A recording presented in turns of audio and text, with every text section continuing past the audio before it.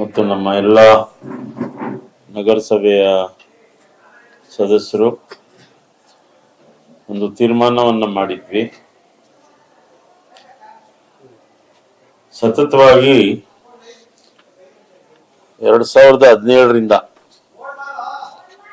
8 ವರ್ಷಗಳ ಕಾಲ ಭಾರತ ದೇಶದ ಅತ್ಯಂತ ಕ್ಲೀನ್ ಸಿಟಿ ಅಂತ ಹೇಳಿ ಹೆಸರು ಮಾಡಿರ್ತಕ್ಕಂಥ ಇಂದೋರ್ ಸಿಟಿ ಮುನ್ಸಿಪಲ್ ಕಾರ್ಪೊರೇಷನ್ನ ಭೇಟಿ ಮಾಡಬೇಕು ಮತ್ತು ಯಾವ ರೀತಿ ಅವರು 8 ವರ್ಷಗಳ ಕಾಲ ಸತತವಾಗಿ ಈ ಮೊದಲನೇ ಸ್ಥಾನವನ್ನ ಗಿಟ್ಟಿಸಿಕೊಂಡು ಝೀರೋ ವೇಸ್ಟ್ ಕಾನ್ಸೆಪ್ಟ್ನ ಇಟ್ಕೊಂಡು ಯಾವ ರೀತಿ ಅವರು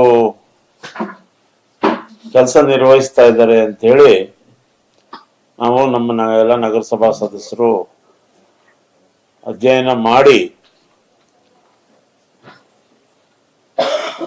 ಸಾಧ್ಯವಾದಷ್ಟು ನಾವು ಅವರಲ್ಲಿರ್ತಕ್ಕಂಥ ಟೆಕ್ನಿಕ್ಗಳನ್ನ ಅಳವಡಿಸ್ಕೊಂಡು ರಾಮನಗರವನ್ನ ಸ್ವಚ್ಛ ನಗರವನ್ನಾಗಿ ಮಾಡಬೇಕು ಅಂತೇಳಿ ಸಂಕಲ್ಪ ಮಾಡಿ ಒಂದು ಪ್ರವಾಸದ ಆಯೋಜನೆಯನ್ನ ಮಾಡಿದ್ವಿ. ಹಾಗಾಗಿ ನಾವು ನಮ್ಮ ಎಲ್ಲ ನಗರಸಭಾ ಸದಸ್ಯರು ಅದರಲ್ಲಿ ಅನಿವಾರ್ಯ ಕಾರಣಗಳಿಂದ ಒಂದು 3-4 ಜನ ಬರೋಕ್ಕಾಗ್ಲಿಲ್ಲ. ಬಾಕಿ ಎಲ್ಲ ಬಂದು ನಾವು ಇಂದೋರ್ ಸಿಟಿ ಮುನ್ಸಿಪಲ್ ಕಾರ್ಪೊರೇಷನ್ ಅಧಿಕಾರಿಗಳೊಂದಿಗೆ ಚರ್ಚೆ ಮಾಡಿ ಒಂದು ಸಭೆಯನ್ನು ಕೂಡ ಮಾಡಿ ಅಲ್ಲಿ ಶೋಭಾ ತೋಮಾರ್ ಅನ್ನೋ ಒಬ್ಬ ಅಧಿಕಾರಿ ಈ ಯಾರು 8 ವರ್ಷಗಳಿಂದ ಸತತವಾಗಿ ಈ ಒಂದು ಆಪರೇಷನ್ಸ್ ಇನ್ಚಾರ್ಜ್ ಇದ್ದಾರೋ ಅವರು ಬಹಳಷ್ಟು ಮಾಹಿತಿಯನ್ನ ನಮಗೆ ಕೊಟ್ಟರು. ಇಂದೋರ್ ನಗರ ಸುಮಾರು 35 ಲಕ್ಷ ಜನಸಂಖ್ಯೆ ಇರ್ತಕ್ಕಂಥ ನಗರ. ಅದು ಎಷ್ಟು ಕ್ಲೀನ್ ಆಗಿದೆ ಅಂದ್ರೆ ನಿಮ್ಗೆಲ್ಲೂ ಕೂಡ ಕಸ ನಮ್ಗೆ ಕಾಣಿಸಲ್ಲ. ಅದಕ್ಕೆ ಕಾರಣ ಏನಪ್ಪಾ? 35 ಲಕ್ಷ ಜನಸಂಖ್ಯೆ ಇರ್ತಕ್ಕಂಥ ಊರು, ಮತ್ತೆ ಬಹಳಷ್ಟು ಇಂಡಸ್ಟ್ರೀಸ್ ಇದಾವೆ, ಮತ್ತೆ ವಾಣಿಜ್ಯೋದ್ಯಮಕ್ಕೆ ಹೆಸರಾಗಿರ್ತಕ್ಕ ಮಧ್ಯಪ್ರದೇಶ ರಾಜಕೀಯ ಕ್ಯಾಪಿಟಲ್ ಭೋಪಾಲ್ ಆದ್ರೂ ಸಾಂಸ್ಕೃತಿಕವಾಗಿ ಹಾಗೂ ವ್ಯಾಪಾರಿ ವಾಣಿಜ್ಯೋದ್ಯಮ ದೃಷ್ಟಿಯಿಂದ ಇಂದೋರು ರಾಜಧಾನಿ ಆಗಿದೆ ಮಧ್ಯಪ್ರದೇಶ. ಆ ನಿಟ್ಟಿನಲ್ಲಿ ಬಹಳಷ್ಟು ಕಸ ಉತ್ಪಾದನೆ ಆಗುತ್ತೆ. ಅದನ್ನ ಯಾವ ರೀತಿ ಅವರು ಸ್ವಚ್ಛವಾಗಿ ಇಟ್ಕೊಳ್ಳೋದಕ್ಕೆ ನಿರ್ವಹಿಸ್ತಾರೆ ಅನ್ನೋದನ್ನ ನೋಡ್ಬೇಕು ಅಂತೇಳಿ ನಾವು ಹೊರಟಾಗ ಅವರು ಸುಮಾರು ಒಂದು 2-2.5 ಗಂಟೆಗಳ ಕಾಲ 7-8 ವರ್ಷಗಳಿಂದ ಅವ್ರು ನಡ್ಕೊಂಡ್ ಬಂದಿರತಕ್ಕಂಥದ್ದನ್ನ ಎಕ್ಸ್ಪ್ಲೇನ್ ಮಾಡಿದ್ರು. ಈಗ ಅವ್ರು ಯಾವ ರೀತಿ ಕೆಲಸ ಮಾಡ್ತಾರೆ ಅಂತ ಹೇಳಿ ನಮ್ಮ ಪ್ರೆಸ್ ಮೀಟ್ ಆದ್ಮೇಲೆ ನಮ್ಮ ಸುಬ್ರಹ್ಮಣ್ಯ ಅವರು ವಿಜುವಲ್ಸ್ ಮೂಲಕ ತೋರಿಸ್ತಾರೆ. ಅವರು ಸುಮಾರು 8 ವರ್ಷಗಳ ಹಿಂದೆ 50ನೇ ಸ್ಥಾನದಲ್ಲಿದ್ರು ರ್ಯಾಂಕಿಂಗ್ ಅಲ್ಲಿ ಇಂಡಿಯಾದಲ್ಲಿ. 49-50ನೇ ಸ್ಥಾನದಲ್ಲಿ. ಆದರೆ ಸತತ ಪರಿಶ್ರಮದಿಂದ, ಒಳ್ಳೆಯ ಆಡಳಿತ ನಿರ್ವಹಣೆಯಿಂದ ಮತ್ತು ಸಾರ್ವಜನಿಕರ ಸಹಕಾರದಿಂದ, public participation is very important. ಸಾರ್ವಜನಿಕರ ಸಹಕಾರದಿಂದ ಅವರು ಸತತವಾಗಿ 8 ವರ್ಷಗಳ ಕಾಲ 1ನೇ ಸ್ಥಾನವನ್ನ ಪಡ್ಕೊಂಡಿದ್ದಾರೆ. ಅವ್ರಿಗೂ ಕೂಡ ಹಿಂದೆ ಏನ್ ಸಮಸ್ಯೆಗಳಿತ್ತು ಅಂದ್ರೆ, ಅವರು ಈ ಒಂದು ನಗರವನ್ನ ಪರಿವರ್ತನೆ ಮಾಡಬೇಕು, ನಾವು ಒಳ್ಳೆ ಕ್ಲೀನ್ ಸಿಟಿ ಮಾಡಬೇಕು ಅಂತ ಒಂದು ಸವಾಲುಗಳನ್ನ ಕೈಗೆತ್ತಿಕೊಂಡಾಗ ಮೂಲದಲ್ಲಿ ಕಸ ವಿಂಗಡಣೆ ಕುರಿತು ಅವ್ರಿಗೂ ಸಾಕಷ್ಟು ಅರಿವಿರಲಿಲ್ಲ. ಅಂದ್ರೆ ಇಂದೋರ್ ಮಹಾಜನತೆ. ಆಮೇಲೆ ತ್ಯಾಜ್ಯವನ್ನ ಸರಿಯಾಗಿ ಸಂಗ್ರಹಣೆ ಮಾಡೋದು ಮತ್ತೆ ಅದನ್ನ ಸಾಗಾಟ ಮಾಡೋದು ಅದು ಕೂಡ ಸರಿಯಾಗಿ ಅರಿವಿರ್ಲಿಲ್ಲ ಅವ್ರಿಗೆ. ಆಮೇಲೆ ತ್ಯಾಜ್ಯವನ್ನ ಎಲ್ಲಂದ್ರಲ್ಲಿ ಎಸೆಯೋದು, ಈಗ ನಮ್ಮಲ್ಲಿ ಎಸಿತಾ ಇದ್ದಾರಲ್ಲ ವಿದ್ಯಾವಂತರು ಎಸಿತಾ ಇರ್ತಾರೆ, ಮತ್ತೆ ಎಲ್ಲಂದ್ರಲ್ಲಿ ಸುಳೋದು, ಇವೆಲ್ಲ ಅವ್ರಿಗೆ ಅವಾಗ ನಿರಂತರವಾಗಿ ಅಲ್ಲೂ ಕೂಡ ನಡೀತಾ ಇತ್ತು. ಅದಾದ್ಮೇಲೆ ಸಾರ್ವಜನಿಕರಲ್ಲೂ ಕೂಡ ಇದ್ರ ಬಗ್ಗೆ ಅವೇರ್ನೆಸ್ ಕಡಿಮೆ ಇತ್ತು ಮತ್ತು ಅವರು ಸಾರ್ವಜನಿಕರು ಇದ್ರ ಬಗ್ಗೆ ತಲೆ ಕೆಡಿಸ್ಕೊಂಡು ಮುನ್ಸಿಪಾಲ್ಟಿ ಅಂದ್ರೆ ಕಚಡ ಬಿಡಿ ಮುನ್ಸಿಪಾಲ್ಟಿ ನಮ್ಗೇನು ನಂಬಿಕೆ ಇರಲಿಲ್ಲ ಅವ್ರಿಗೂ. ಅವಾಗ ಇವು ಪರಿವರ್ತನೆ ಮಾಡಬೇಕು ಅಂತ ಹೊರಟಂತ ಸಂದರ್ಭದಲ್ಲಿ ಇವೆಲ್ಲ ಚಾಲೆಂಜಸ್ ಅವ್ರು ಫೇಸ್ ಮಾಡಿದ್ರು ಅಂತ ಅವ್ರು ಹೇಳಿದ್ರು ನಮಗೆ. ಮತ್ತೆ ತ್ಯಾಜ್ಯವನ್ನ ಸಂಸ್ಕರಣೆ ಮಾಡೋದು ಮತ್ತೆ ಅದು ವಿಲೇವಾರಿ ಘಟಕಗಳನ್ನ ಅವರು ಸಾಕಷ್ಟು ಹೊಂದಿರಲಿಲ್ಲ ಅವಾಗ. ಅಂದ್ರೆ 35 ಲಕ್ಷ ಜನಸಂಖ್ಯೆಗೆ 7-8 ವರ್ಷದಿಂದ ಇನ್ನೊಂದು 2-3 ಲಕ್ಷ ಕಡಿಮೆ ಇತ್ತೇನೋ